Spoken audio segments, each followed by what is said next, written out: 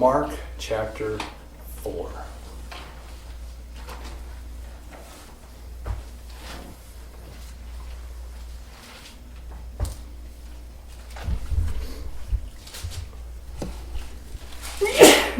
Bless you. All right, we're going to pick up in verse 35. 4:35. 4:35. On the same day, when evening had come, he said to them, "Let us cross over to the other side." Now when they had left the multitude, they took him along in the boat as he was, and other little boats were also with him. And a great windstorm arose, and the waves beat into the boat, so that it was already filling. But he was in the stern, asleep on a pillow. And they awoke him and said to him, "Hey, teacher, do you not care that we are perishing?" Then he arose and rebuked the wind and said to the sea, "Peace, be still." And the wind ceased, and there was a great calm. But he said to them, "Why are you so fearful? How is it that you have no faith?" And they feared exceedingly and said to one another, "Who can this be, that even the wind and the sea obey him?" Then they came to the other side of the sea, to the country of the Gadarenes. And when he had come out of the boat, immediately there met him out of the tombs a man with an unclean spirit, who had his dwelling among the tombs, and no one could bind him, not even with chains, because he had often been bound with shackles and chains, and the chains had been pulled apart by him, and the shackles broken in pieces. Neither could anyone tame him. And always, night and day, he was in the mountains and in the tombs, crying out and cutting himself with stones. When he saw Jesus from afar, he ran and worshipped him. And he cried out with a loud voice and said, "What have I to do with you, Jesus, Son of the Most High God? I implore you by God that you do not torment me." And for he had said to him, "Come out of the man, unclean spirit." Then he asked him, "What is your name?" And he answered, saying, "My name is Legion, for we are many." And he begged him earnestly that he would not send them out of the country. Now a large herd of swine was feeding near the mountains. So all the demons begged him, saying, "Send us to the swine, that we may enter them." And at once Jesus gave them permission. Then the unclean spirits went out and entered the swine. There were about 2,000. And the herd ran violently down the steep place into the sea and drowned in the sea. So those who fed the swine fled, and they told it in the city and in the country, and they went out to see what it was that had happened.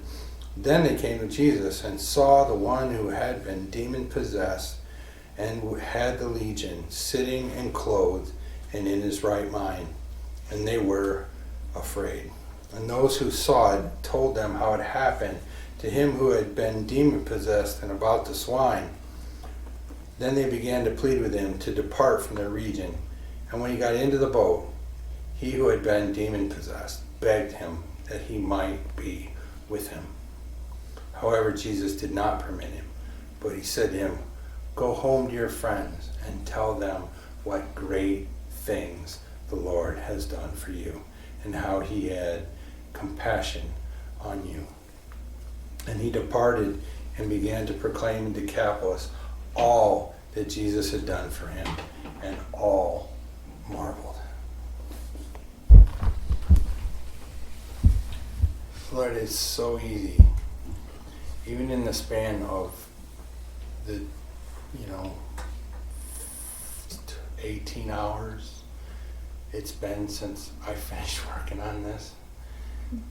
It seems like I forget how incredible and beautiful your word is, and the glory and the beauty and the grandeur that just comes pouring out of these words. We get this incredible picture of who you are and how much you desperately love horribly broken people. And I thank you because I know I'm one of those horribly broken people, and your love that you just keep showing me is amazing, and I get to be here with these people and share your word. And I ask that when we leave tonight, Lord, you would just look a little more beautiful and a little more amazing and a little more awesome in their eyes than you already do. Clear this place of any evil that's found its way in. Let this place be just completely cleared out. It's your house. And fill it to overflowing with your Holy Spirit. Let each one of us hear it, smell it, taste, and just know when we leave that we were in your presence. And all of this I ask in the beautiful and blessed name of Jesus. Amen. I'm bum hip. All right. Don't pivot though. For the last 5 weeks, we have been looking at a period in Jesus' ministry in which he was teaching a massive crowd of people in parables. There were 2 main parables and several smaller ones. The parables came, as we saw, in groupings, which all expressed a common underlying theme, or were all showing slightly different facets of a point Jesus was endeavoring to teach. The 2 main or largest parables were the parable of the soils and the parable of the tares and wheat. And I call these the main parables for a couple of reasons. One, they're relatively larger in size and more detailed than the other ones. And 2, they are the 2 parables that came with explanations from Jesus. Those explanations give us a key to understanding Jesus' metaphoric language that he's going to use throughout his ministry. If you were with us then, you will recall that the parable of the soil showed us 4 different types of hearers of the gospel of Jesus, each represented by a different type of soil. In one type of soil, the word sown was never even sprouted. In another, the seed sprouts but quickly withers and dies. In the third, the seed sprouts, takes root, and grows, but is choked out by weeds before it can bear any fruit. And the final soil is the good soil. And in it, the gospel of Jesus Christ sprouts, takes root, grows to full maturity, and bears fruit 30, 60, and 100-fold. The soil represents people's hearts, and the growth represents what happens to the gospel in various people after they have heard it.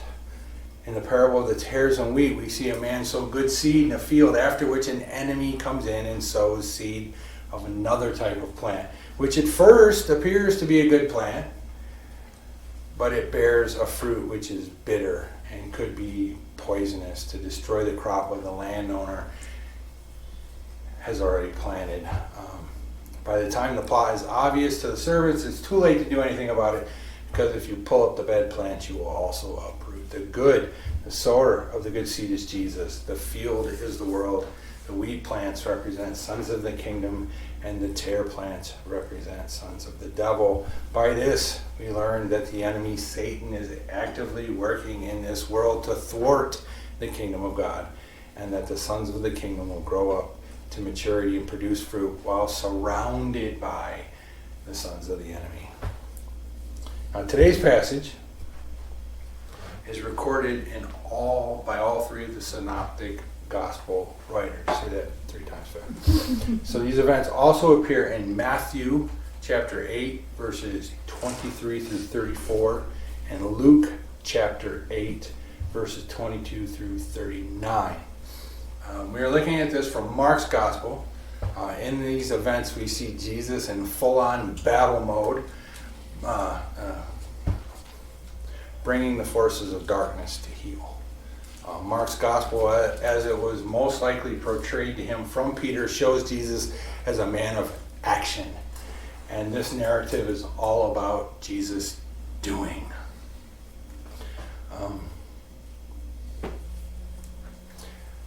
But, as we've seen before, Matthew, while having the sparsest account of Jesus' superhero moments, he does include one very important detail that the other 2 do not include. If the Holy Spirit inspired all 3 of the synoptic writers to record these events in their entirety, then it must be significant, and it is an amazing thing we see unfolding before our eyes. And I know this is a long passage, and it would appear on the surface that these two events, the calming of the storm and seas and the liberation of the demoniacs, are two different events. And often they're taught as standalone events. But these two events are absolutely linked. And when looked at together, we can also see an amazing connection to the events that happened immediately prior to this event. So, verse 35. On the same day, when evening had come, he said to them, "Let us cross over to the other side." Now, Jesus has had a really full day at this point.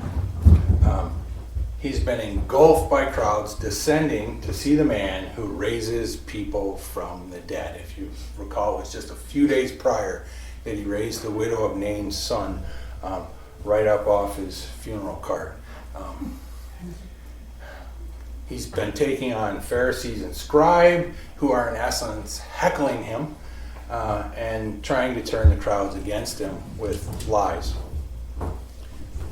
Seeing the demeanor of the crowds gathered, Jesus is teaching them in parables, knowing that those who have ears to hear with understanding will leave and contemplate what he has said, and the rest of the looky-loos and spectacle seekers will just go away. All that Jesus, after Jesus sends the crowd away and enters a house with his disciples, those who were truly following after him, the ones that stayed behind to learn more. It is there that the disciples ask the meaning of the two main parables, which Jesus then unfolds for them, along with telling them 4 additional short parables, which are filled with a wonderful message of his love for them and a warning to those who refuse his call to salvation. So after a really full day, very full day, Jesus suddenly tells his disciples, "Let's go for a ride across the lake." Verse 36. Now when they had left the multitude, they took him along in the boat as he was, and other little boats were with him also. While Jesus had dismissed the crowds before entering a house with the disciples, it would appear that there are still crowds lingering about in the area, and Jesus leaves them behind. This is not ministry. He could start working on the crowds and gets in the boat. The last 2 statements in this verse, I have to admit, are a little obscure for me. The first, they took him in the boat as he was. I believe that this is an indication that Jesus is tired. Can't say doctrinally, I'm not going to be dogmatic about it, but perhaps exhausted physically, and the fact that Jesus falls asleep soon after launching out, I believe, supports that view. It is not obvious, but in the context of the day that he had just had and the fact that he soon falls asleep, I think it's a safe assumption. And there is this last statement, and other little boats were with him also. I'm not sure why this detail is included. I don't know who's in the smaller boats. There is no mention of the smaller boats later in the account. Verse 5:1 says, "Then they came to the other side of the sea." I'm not sure if that they is just Jesus' boat or Jesus and all the little boats. It's not clear. I'm not sure why this detail is included. The detail only appears in Mark's account of these events. I do know this, that the Bible includes no frivolous details. There is a reason it's included, but as of yet, I have received no revelation from above about it as to what that may be. I'm sure once we get that revelation, it's going to be awesome, but till then, I'm waiting patiently. Verse 37, "And a great windstorm arose, and the waves beat into the boat, so that it was already filling." The Sea of Galilee is not what most of us think of when we hear the word sea. It is actually A big lake. Yeah, it's a healthy size, although not overly large freshwater lake. When I lived back in Michigan, I spent my vacations in northern Michigan, swimming and fishing in inland lakes that the Sea of Galilee easily could have fit inside of. Burt Lake, Mullet Lake in northern Michigan, I'm pretty sure Sea of Galilee just and be lost. On a clear day, and I've seen it both ways, you can easily see to the other side of the lake.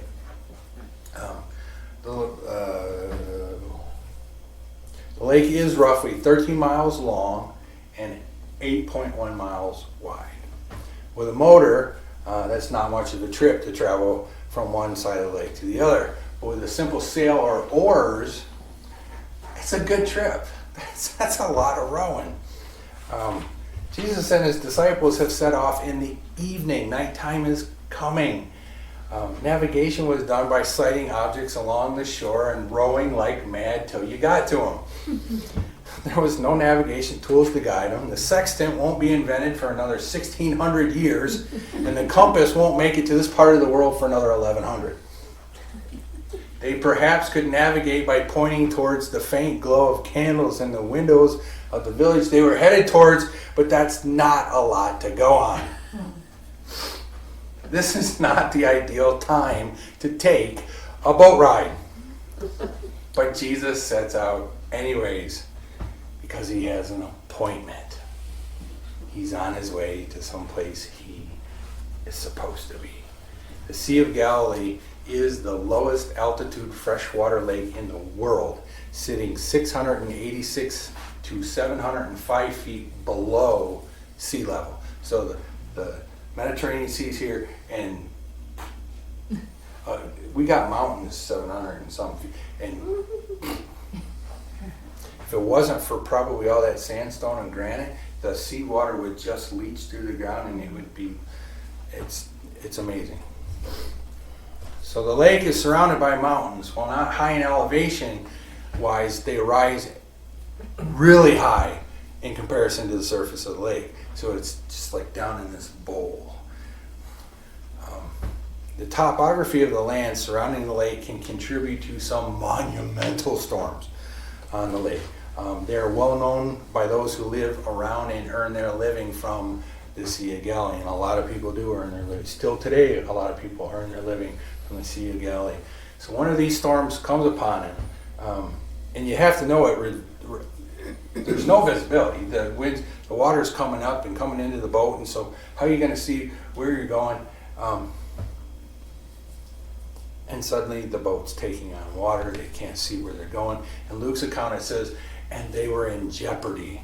In Matthew's account, it says the ship was covered with the waves. Frankly, things don't look good. Verse 38, but he was in the stern, asleep on a pillow. And they awoke him and said to him, hey, do you not care that we are about to die?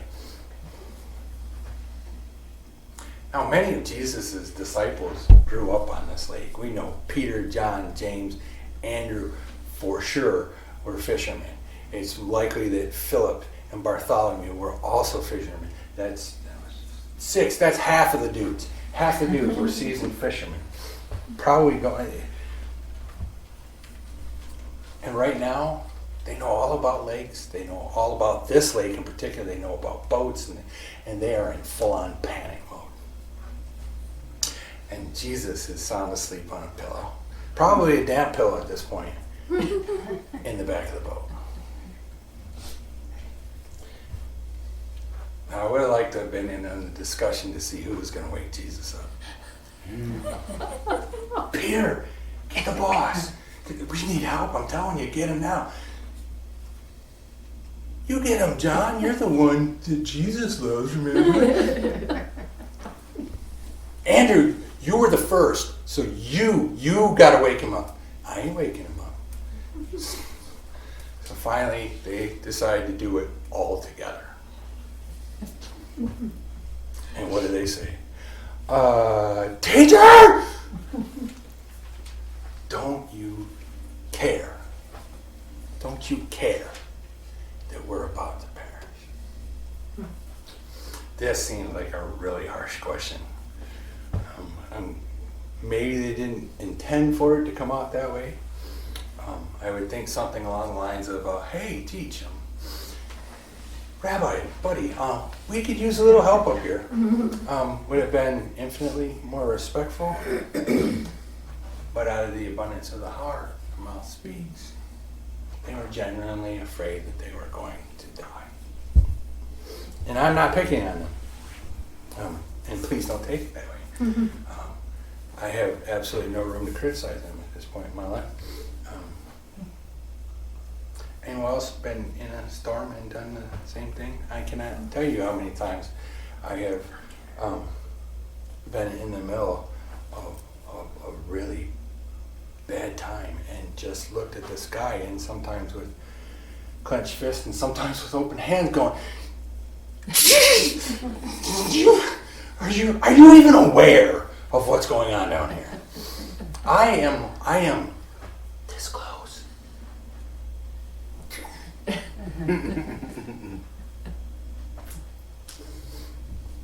Don't you care? Don't I mean anything to you? This whole book says, "Open, I love you, I love you." Don't feel like you love me right now. I probably went too far with that, huh? Anyone else with me? Just one guy, I hope. There is something dark within the human heart. And when a person is in trouble in a storm, that darkness causes them to suddenly think that God does not care about them. And I wanted to say, I don't know what that thing is. And then I looked and I said, oh, wait a minute. Jesus is going to tell us what that thing is in just a few minutes. So I'll get back to that. Verse 39. And he arose and rebuked the wind and said to the sea, "Peace, be still." And the wind ceased, and there was a great calm. This is absolutely remarkable. I mean, Jesus can simply stand up and tell the forces of nature to stop, and they do. There's every reason to stand here in absolute slack-jawed wonder at the effortlessness with which the Creator commands the most violent forces of his creation. But there's something more afoot here. Jesus calms the sea by uttering a single phrase: "Peace, be still." I bet you're wondering, I wonder if he's going to talk about the Greek. In the original Greek, it is a two-word phrase, and I'll bet he's about to just totally destroy the pronunciation. And you'd be right again. It's a simple two-word phrase. Phimeo,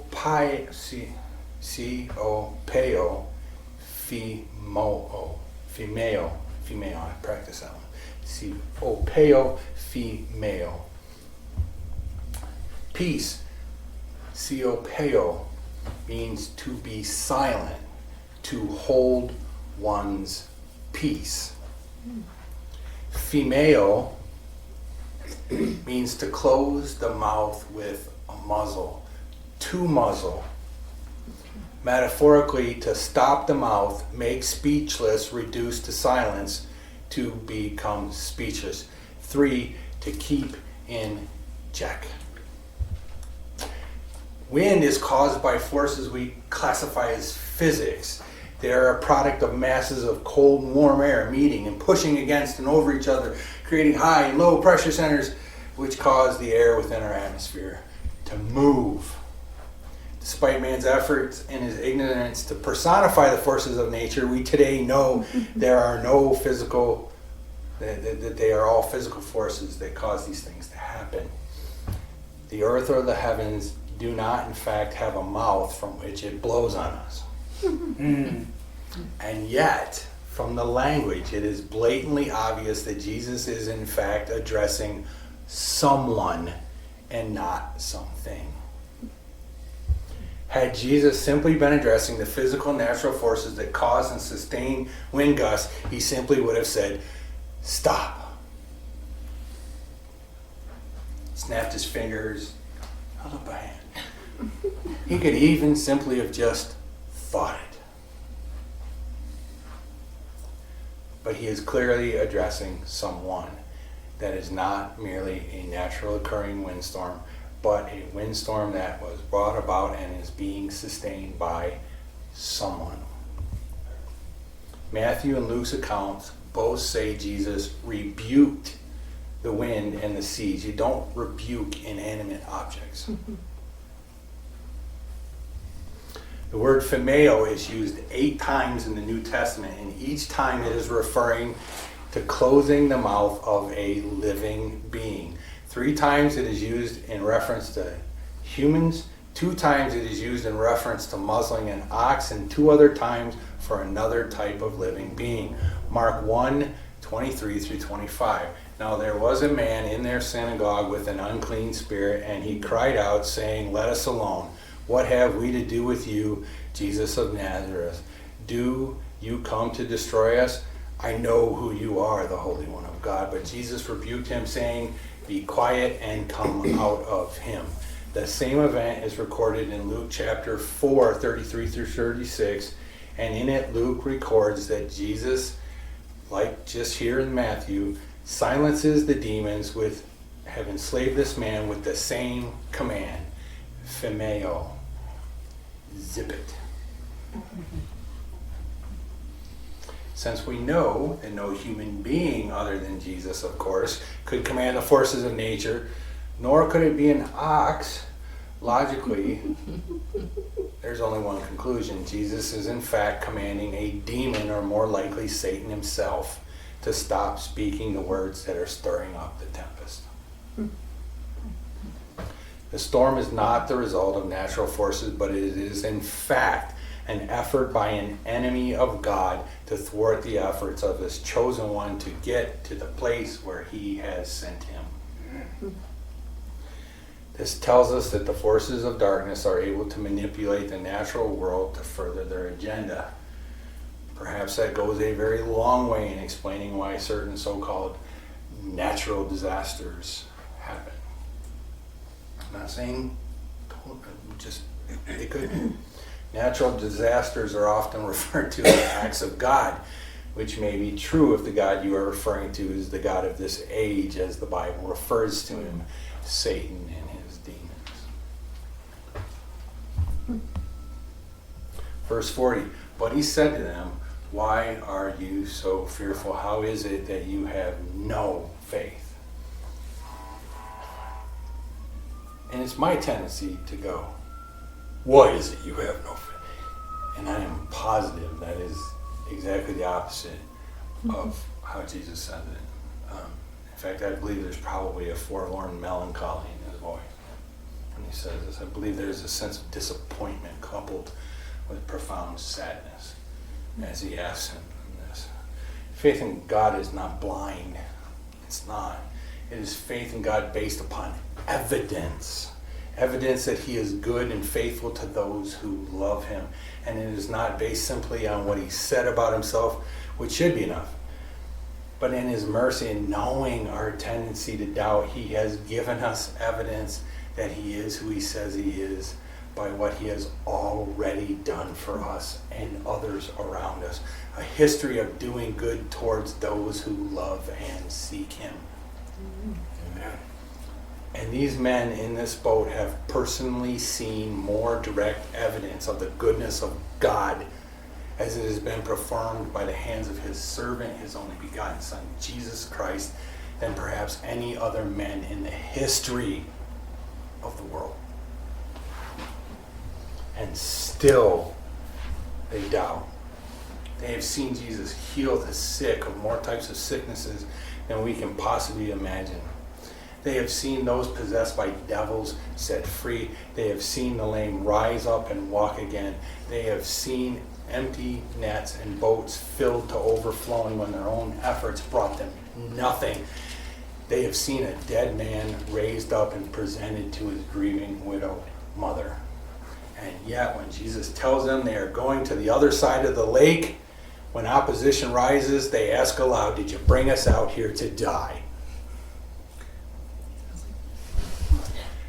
And that's right where I'm going. The same thing the children of Israel asked in the wilderness just a few days after seeing the monumental efforts God wrought to free them from the hands of their Egyptian captors.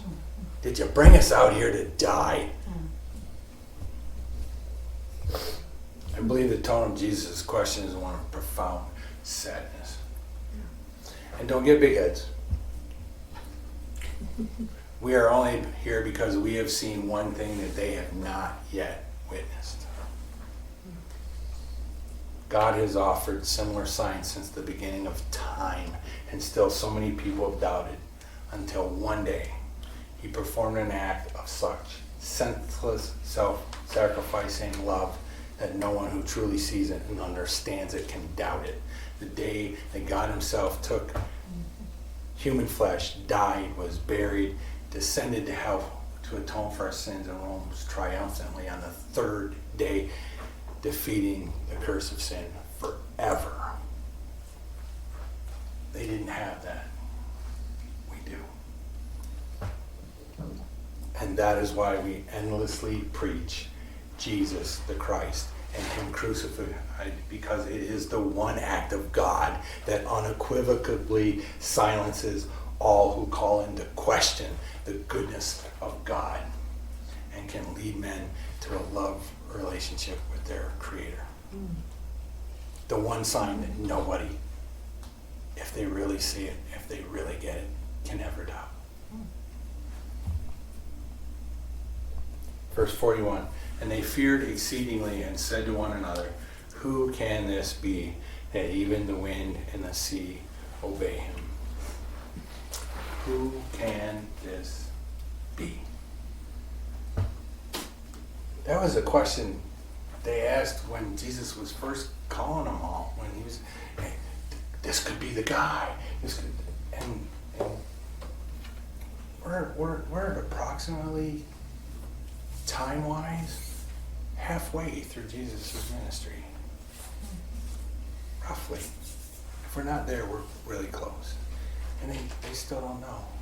Despite all that they've seen, they still wonder and fear at who this man is. And they will not know for sure until after the resurrection. Act 2 of today's story. Mark 5:1. Then they came to the other side of the sea, to the country of the Gadarenes. Now, the Gadarenes were people who lived in and around the city of Gadara. Gadara was the capital city of the Roman province of Perea. The city stood on a summit of a mountain 6 miles southeast of the Sea of Galilee. While this event takes place some distance from the city itself, the entire region was referred to as the land of the Gadarenes because it was the capital city of that region. There may have been some Jews living in the region, but it is considered to be a predominantly Gentile land at the time of Jesus. Gentiles. Verse 2, and when he had come out of the boat, immediately there met him out of the tombs a man with an unclean spirit. Matthew's account tells us that Jesus and his disciples are met by 2 possessed men when they land on the shore. This is not a discrepancy. While both men will be freed from their enslavement to the forces of evil, only one of them will choose to follow Jesus. Matthew's account, and so Matthew and Luke Mark and Luke focus on the triumphant side of the story, and Matthew gives us facts.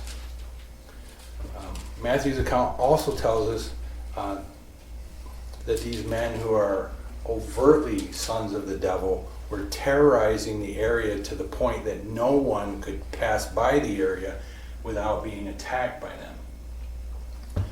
And Luke's account tells us that they were also naked. This is not a pretty picture. Verses 3, 4, and 5. Who had his dwelling among the tombs, and no one could bind him, not even with chains, because he had often been bound with shackles and chains, and the chains had been pulled apart by him, and the shackles broken in pieces. Neither could anyone tame him. And always, night and day, he was in the mountains and in the tombs, crying out and cutting himself with stones. So this naked, possessed man who had been terrorizing the area runs out to meet Jesus the moment he hits the shore. The demons who have possessed him have given him superhuman strength such that he could not be bound with chains that no normal man could break. And that is always the devil's way in. He promises you power and strength, the ability to throw off the shackles that society has put on you, to be a truly free man, the master of your own destiny. And then once you have given yourself over to him, you find that there was some small print in the agreement that you have overlooked, and you are in fact not really free at all. You are a slave to his whims, and suddenly you are naked, cut off from society, living in a place surrounded by the stench of death and moaning and agony. And it is seldom as overt as selling your soul to the devil. More often, he lures you in with some sin that promises pleasure and freedom, the opportunity to be your authentic, true self. Sins like drugs and alcohol, promiscuous or deviant sexual practices, unfettered pursuit of fame, ruthless pursuit of pleasure, power, unethical striving for riches, and he promises you that these things will bring you freedom, pleasure, and happiness. But in the end, he owns you. And his path leads you to a place where you are naked, afraid, moaning in agony, and willing to do anything to bring relief from your torment.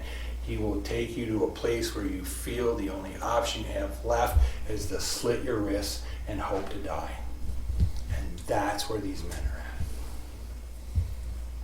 We cannot even begin to fathom the emotional, physical, and spiritual pain this man must have been in. We were created, get this, we were created in the likeness and image of God. We were designed and created to be holy and eternal, just like him. So to be literally indwelled with the very antithesis of the one in whose image you were forged and meant to be like must have been unbearable. It must be like living in hell on earth. And then Jesus shows up on your shore. Verse 6, when he saw Jesus from afar, he ran and worshipped him. When I read this, I had this thought. I wondered what actually brought this man to the feet of Jesus. Was the man able to summon the last vestiges of humanity that were inside him and run to the shore to meet the one man who could free him from his torment?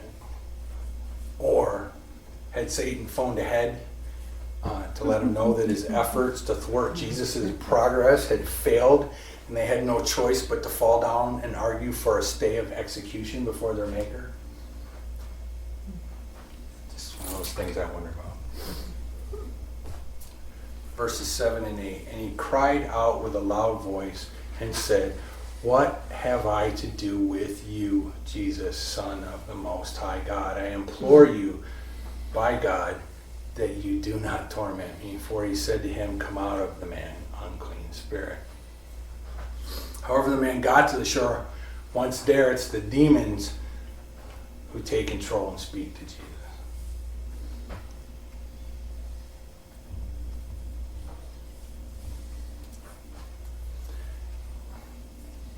And it sounds like they approach him with a sense of accusation. The tone, the actual sentiment with that the words are used is along the lines of, what are you doing here? Why are you pushing in on our action?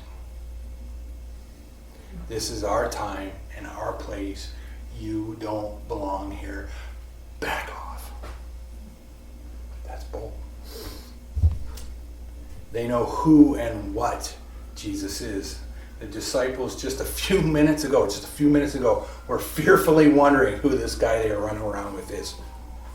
And yet the demons know exactly who he is and the power that he has at his command. And they are desperately afraid he may use that power against them.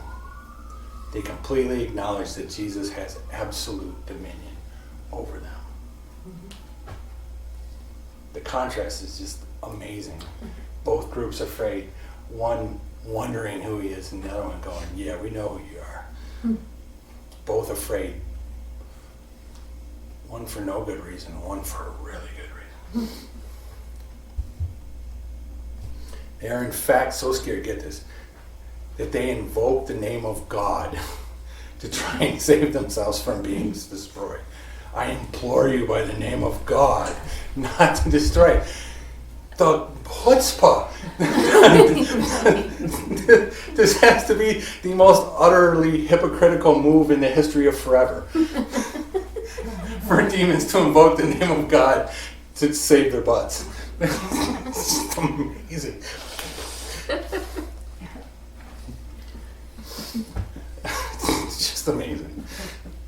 But the title deed to the earth is in the hands of their prince. So they make their case. That's just... Okay. Professional. Verse 9. Then he asked him, what is your name? And he answers saying, my name is Legion, for we are many. Now, if you remember when we looked at actually that passage in Mark, we talked about Jewish exorcists sought the name of demons through rituals in an effort to exorcise them from those they possessed. Magicians, pagans, and occultists of the day often sought the names of demons through their rites and rituals in an effort to compel them to do their bidding. There was this thing about knowing a demon's name. Here, Jesus shows that he doesn't need rituals, no great efforts to beat back or overpower the forces of evil. With a command, they obey him.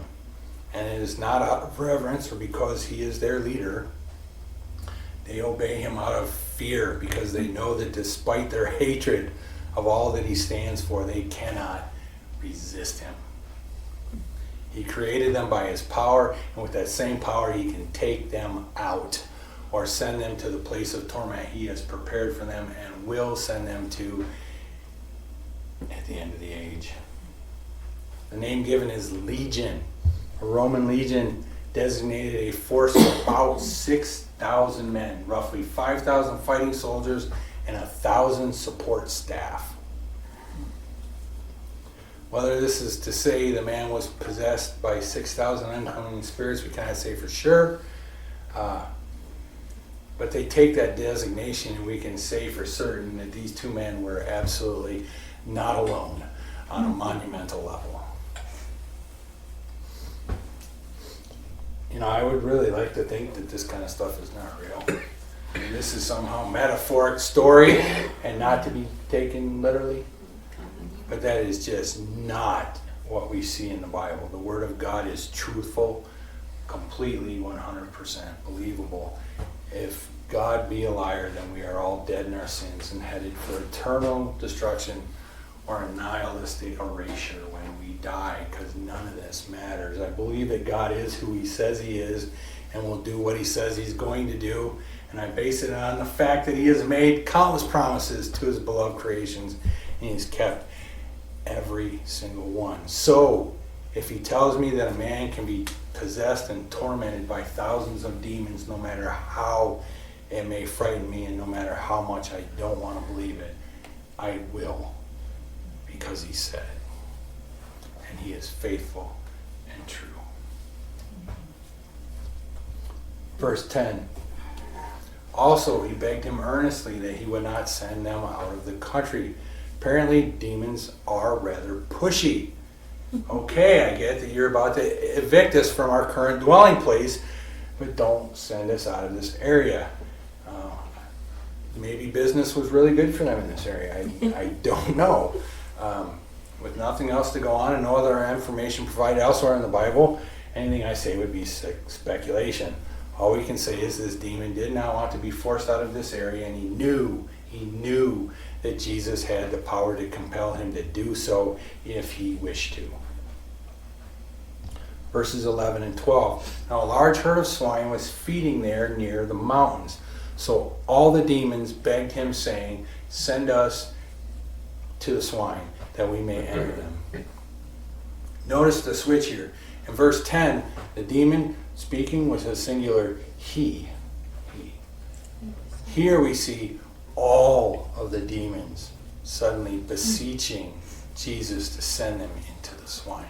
Imagine the cacophony of unholy voices and what that must have sounded like. Thousands of demonic voices all crying out at Jesus at once. I wonder what is going through the minds of the disciples.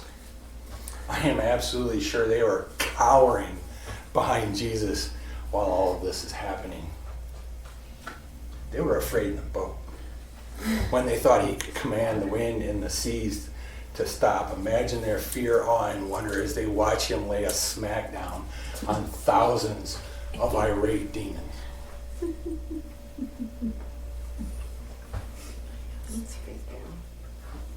Personally, I don't think I would have been able to sleep for a week after seeing this.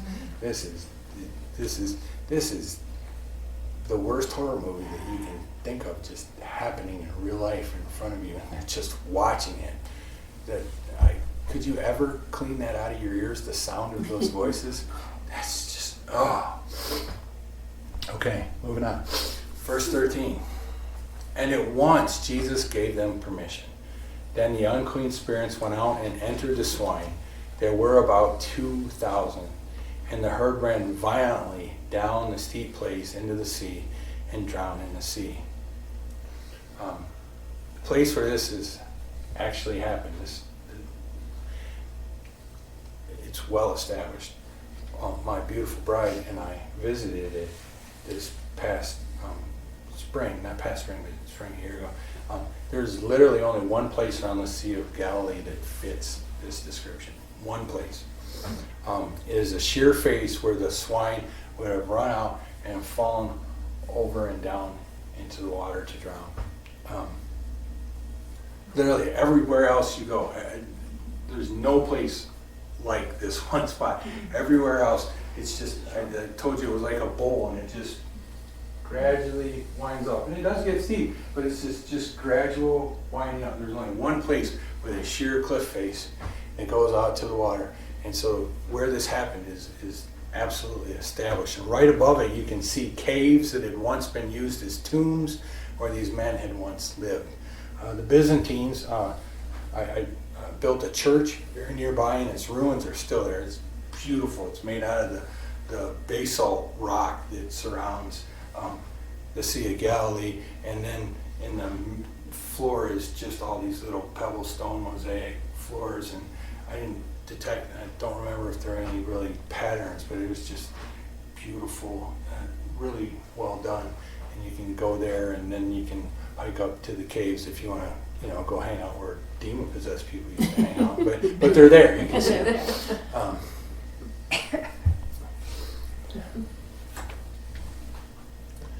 Now, many people argue that what Jesus just did here is kind of unethical. That these pigs were people's property and a source of income, and destroying them as he knew the demons would do was simply not right. And that is an argument I frankly have no desire to take up. God is sovereign and can do as he pleases, and I know that there is a divine purpose in it, whether or not I can see it. And frankly, if you read this narrative up to this point, and this is what you choose to focus on, was Jesus really ethical in killing these swine? Did he consult with Peter first? Now, I really feel bad for you, because there's so much incredible, beautiful, awesome stuff. A picture into the heart of God, that he will take a field trip, a side trip, just to make an appointment to free you from your demon possession. And I don't think he should have killed those babies. My heart breaks for you. Verses 14 and 15. So those who fed the swine, and they told it in the city and in the country, and they went out to see what it was that had happened. Then they came to Jesus and saw the one who had been demon-possessed and had the legion sitting and clothed and in his right mind, and they were afraid. I have no doubt that in this very crowd are men and women who had over the years complained about and cowered in fear of these two men. I also have no doubt that the very men who over the years had attempted to tame him and bind him, and from this very community, are in this crowd right now as well. And when they see the naked, crazy man with superhuman strength, suddenly in his right mind, clothed and sitting at the feet of Jesus, fear falls upon them. And I cannot say that feeling is not without merit. But you would think that a sense of awe, wonder, and joy at their deliverance from these men who had terrorized their community, as well as the men themselves' deliverance from their torment, would at least accompany that sense of fear. But from what they're about to say to Jesus, I get the sense that they are really not feeling that way about what they are witnessing. Verses 16 and 17. And those who saw it told them how it happened to him who had been possessed, demon-possessed, and about the swine. And they began to plead with him to depart from their region. To jump back to my previous point, notice first what the people did not say. They said nothing about the loss of their pigs. Nothing.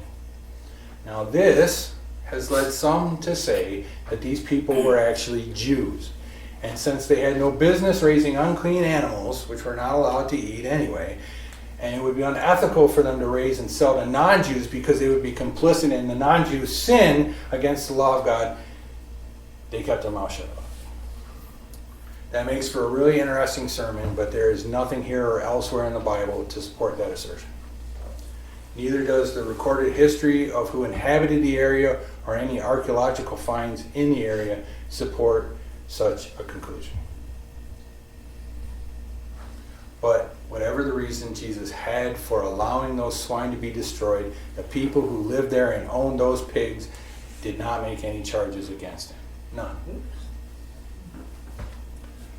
Now some speculate that these people asked Jesus to depart from them because of the economic loss that they suffered when he allowed the demons to go into the herd of swine. And figure, that's a lot of money, a lot of time, and a lot of effort. 2,000 pigs to feed a whole lot of Gentiles. They state that these people asked Jesus to leave because he was bad for business. And that would be a good assumption if it were not for the fact that all three of the gospel writers tell us why they asked Jesus to leave their shores. None of the three gospel writers who record this event make any mention of the people being angry over the loss of the pigs and thus asking Jesus to depart. All three of them say the exact same thing. They tell us the reason they asked Jesus to depart was because they were afraid.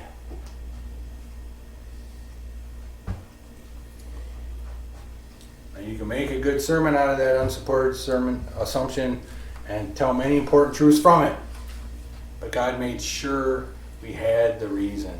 The reason Jesus was begged to depart, and the given text supported reason is an important one.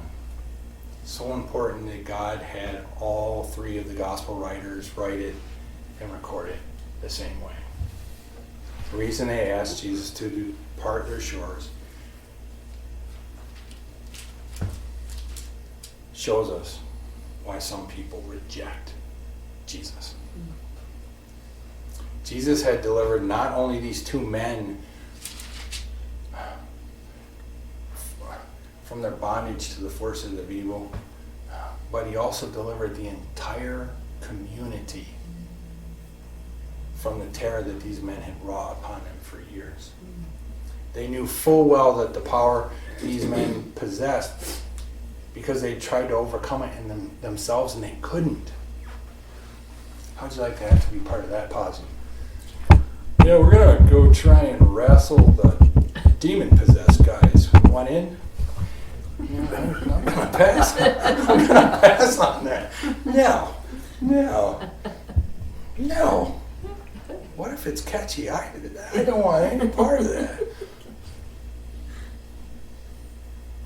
Any power that could overcome the concentrated forces of evil that dwelled inside these two men was a power that commanded their worship.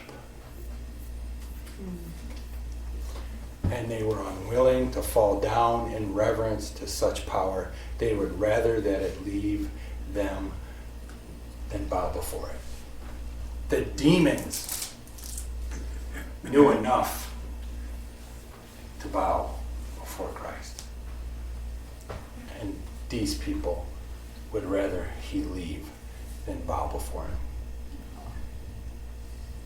And many people today reject Jesus for the very same reason. They see the power of changed lives. They see people delivered from the forces of darkness and evil beyond their ability to even comprehend it, let alone overcome it on their own. And rather than run to embrace that power for themselves, they cower in fear of it. They cower in fear because a power like that, which can defeat any sin or evil in your life, is also a power that could ask you to do anything, and out of reverence for it, you know you do it. You do whatever it asks. And how many people do you know don't want to come to Jesus because they figure he will most likely ask them to give up some pet sin they have in their lives, and they are simply unwilling to submit themselves to it. Many people see the power of Jesus to change their lives and their communities, but they are quite content raising pigs and staying away from the tombs where the crazy guys live. Thank you very much. So they ask Jesus to depart from their shores, and Jesus, with great sadness in his heart, grants them their request. Verses 18, 19, and 20. And when he got into the boat, he who had been demon-possessed brought him that he might, begged him that he might be with him. However, Jesus did not permit him, but he said to him, "Go home to your friends and tell them what great things the Lord has done for you and how he has had compassion on you." And he departed and began to proclaim in Decapolis all that Jesus had done for him, and all marveled. Notice what Jesus did not tell this man. He did not tell the man to go tell people what Jesus had done for him. He told him to go tell people what God has done for you. Jesus never, ever took glory for himself. In all his miracles and all his great happenings, sayings, he always pointed up, never in. Get this, guys. This is the first Christian missionary. The very first Christian missionary. In most cases, Jesus told people he helped, shut up. Keep quiet. Don't tell anybody. Just go home and enjoy it. But this man he sent forth to spread the gospel. Amen. And notice something here. The first Christian missionary is a Gentile man, and he is sent to spread the gospel to a Gentile region. Now, the Decapolis is a confederation of 10 Roman cities that together make up the Roman province of Perea. Gadara was one of those 10 cities and the capital city. Now, one of those cities, one of the 10, is a city called Bet-Shean. It is the only one of the 10 cities lying within what we would today call Israel proper, on the west side of the Jordan River. It is an ancient city that has been controlled by every power that has ever invaded the land of Israel. It is mentioned in the Old Testament. The body of Israel's first king Saul was hung from its walls after the Philistines killed him. The Egyptians, Philistines, Syrians, Assyrians, Babylonians, Greeks, and Romans have all occupied it at one time. And as they've excavated, they've found all these layers and all these different people groups that have controlled this little chunk of land. But the city really came into its own under the Roman occupation. And I've been there a few times now, and it's marvelous. It's really amazing. The whole region of Israel is made of sandstone. There's no marble anywhere, and yet there are these massive 20 and 30 foot tall, hand chiseled, beautiful colonnades with the big stones that go on top that I can't think of the name of right now. And it's just gorgeous.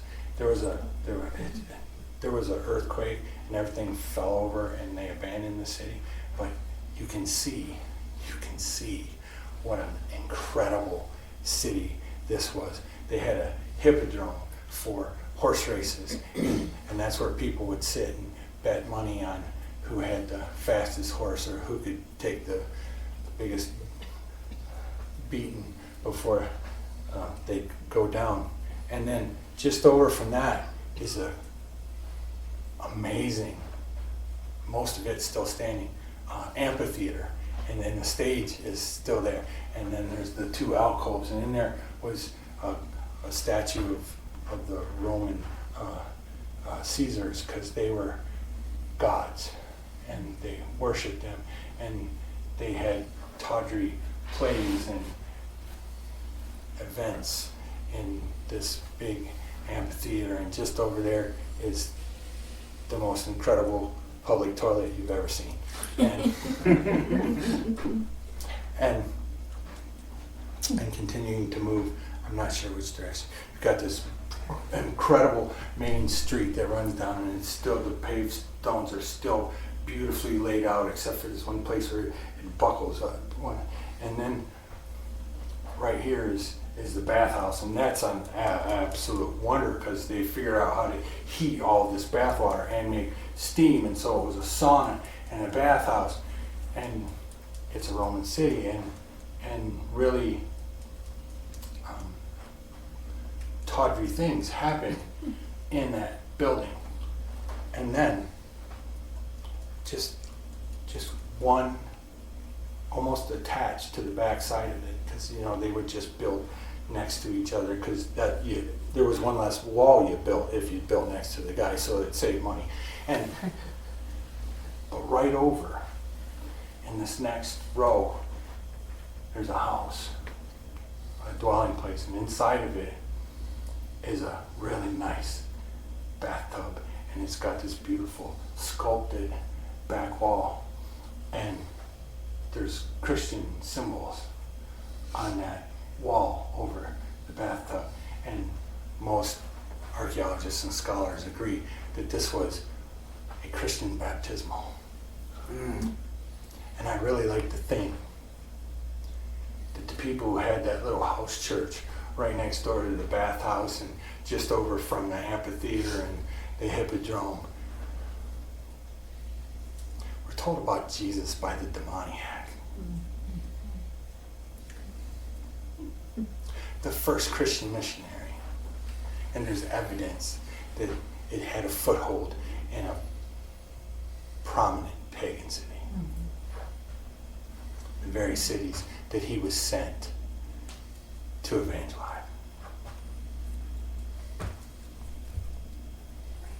Verse 21. Now when Jesus had crossed over again by boat to the other side, a great multitude gathered to him, and he was by the sea. So Jesus leaves this man and these people and returns to the very same crowds of people on the other side of the lake where he began.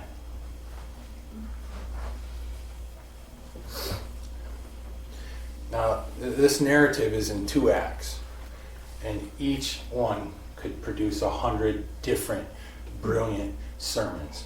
And if God tarries and preaching is in fact what he's called me to do, I hope to give a few of them. But I realize I have left a lot on the table in these 2 passages.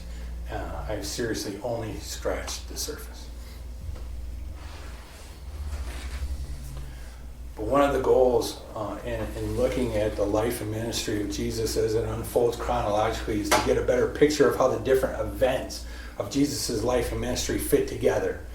And each event, how it adds to and builds upon or connects to those events surrounding it.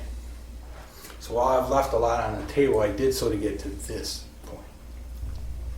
This man had been in this condition for some time. It's obvious they tried all kinds of efforts, and they weren't able to.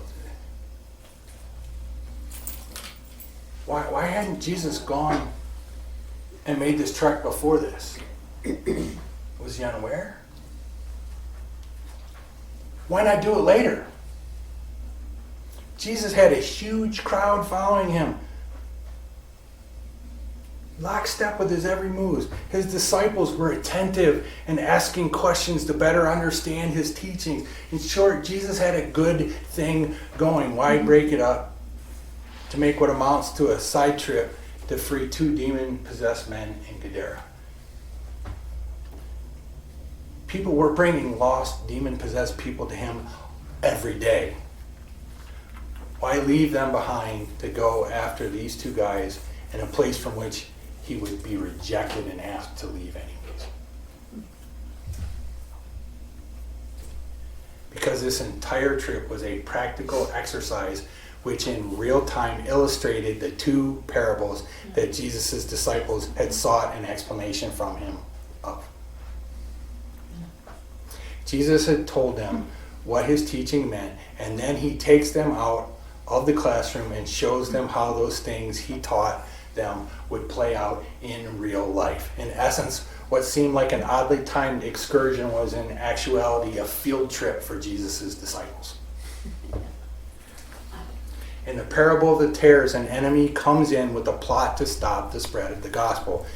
In this practical exercise, the enemy, Satan, whips up a windstorm, a plot meant to stop Jesus from making it to these 2 men, to keep him from delivering them from bondage and sharing the gospel with him, which would have stopped that man who we see went throughout all of Decapolis, areas Jesus wasn't going to.